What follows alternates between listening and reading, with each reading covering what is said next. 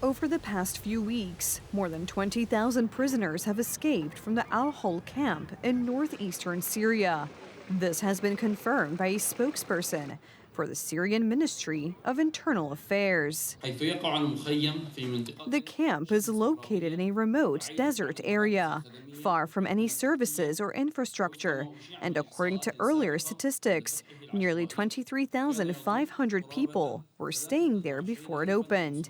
After taking over the camp, it turned out that there was a large discrepancy between the number of people we knew were staying there and the number of people who were actually there. Al-Hol camp was the main place of detention for the families of Islamic militants after the fall of their territorial caliphate in 2019. I am very tired, and I want to get out of here because I am not like these people. I am different. I think differently. I don't deserve to be here. I understand that dangerous and radical people have to stay here, but I am not like them. Mass escapes followed the withdrawal of the U.S.-backed Syrian Democratic Forces and the chaotic entry of government forces into the camp.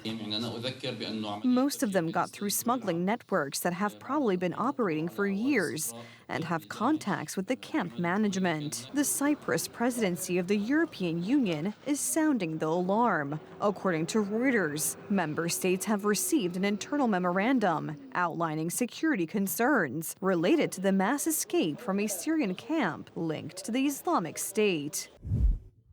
Terrorist groups might seek to capitalize on the current situation to increase recruitment efforts among escapees, and this may contribute to an increase in terrorism in Europe. We have confirmation that many of these migrants are in fact either inactive or active members of terrorist organizations, especially Islamic ones. They also form Islamic gangs in Western Europe, in the largest urban centers, in France, Germany, and Sweden, and have a dramatic impact on the increase in crime, organized crime, and the most brutal crimes, such as murder, assault, and rape. According to Eurostat data, Poland has the lowest crime rate in Europe. This applies, among other things, to the number of assaults, thefts, and rapes per 100,000 inhabitants. And although the statistics vary depending on the source, they all point to the same thing. Poland is the safest country, and the reason seems obvious.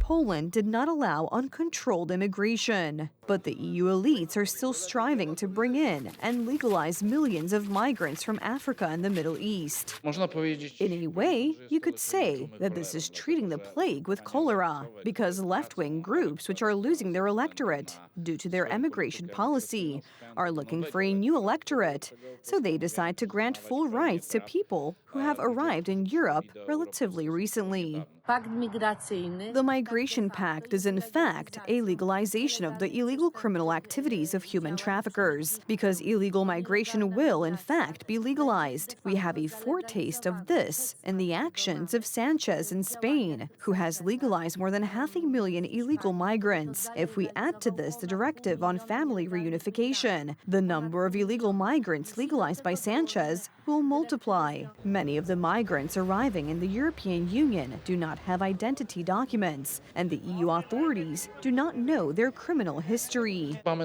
We also have situations where some of these people are identified as a threat, as was the case with Anis Amri, who was ordered to leave Germany, but did not leave, and revealed himself to be a man who ran people over with a truck, murdering a Polish man at a Christmas market in Berlin. Many migrants claiming to be refugees do not even give their real age. An EU report compiled after research conducted in September last year in the Canary Islands indicates that about half of the alleged underage migrants who arrived there unaccompanied are adults.